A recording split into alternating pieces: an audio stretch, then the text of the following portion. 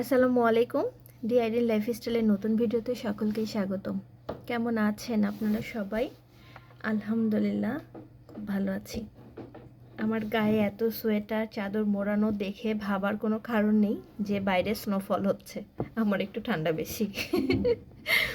বাইরে এতটাও শীত নাই, কিন্তু আমার একটু ঠান্ডা লাগে। আর আমি যেখানে আছি এখানে অনেক গাছপালা, তো পরিবেশটা একটু ঠান্ডা ঠান্ডা। যাই হোক, অনেক দিন পর ভিডিও দিচ্ছি।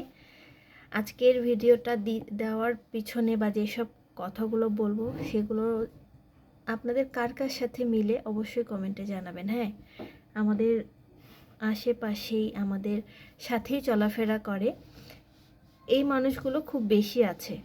যারা যারা রিলেট করতে পারবেন তারা অবশ্যই জানাবেন। দেখবেন কিছু মানুষ আছে, সে দেখছে তার চাকরি হয়নি, তারপরেও আসে বলবে, কী রে তোর জবটা হলো না, কী রে তো জবটা কবে হবে? আপনি যাকে এই কথাগুলো বলছেন, যার জবটা হয়নি আপনার থেকে সে বেশি চিন্তিত। আবার বলবে কি মা তোমার বিয়ে হচ্ছে না কেন? তোমার বিয়ে কবে? বিয়ে করছো না কেন? যার বিয়ে আপনার থেকে তার চিন্তাটা বেশি। তার এই চিন্তাটা আপনি না করে আপনার পার্সোনাল লাইফে নিয়ে চিন্তা করুন। আবার কিছু বিবাহিত ছেলে মেয়েকে বলবে, কী রে বাচ্চা নিচ্ছ না নাকি হচ্ছে না? বাবা মাটা তাকে ডাকবে, আপনাকে না। আপনি এসে তার বাচ্চাকে 5 মিনিটের জায়গায় 6 মিনিটও নিয়ে রাখবেন না, ভরণ পোষণের দায়িত্বও নেবেন না। তো আপনার থেকে তাদের চিন্তাটা বেশি।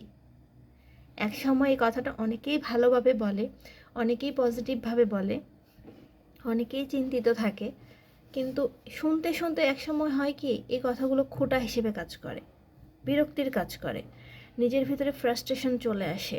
তখন মনে হয় কি হয়তোবা আমাকে দিয়ে কাজটা আর হবে না, হয়তোবা আমার কপালে লেখা নেই। আপনার এই কথাগুলোর কারণে সে একটা খারাপ সিদ্ধান্ত নিতে বাধ্য হয়।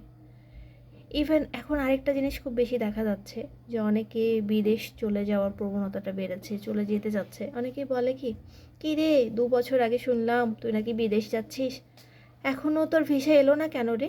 কি সমস্যা? নিশ্চয়ই সে আপনার কাছে বলে ডিসিশনটা নেয়নি, তাই না?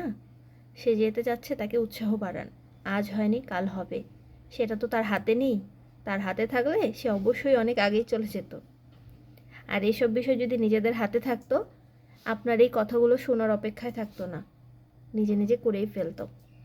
তো এইসব কথা বলে কারো মনের দুর্বলতাটা না বাড়িয়ে তাকে উৎসাহ দিন, তাকে ভালো কাজ করার একটা সাহস দিন।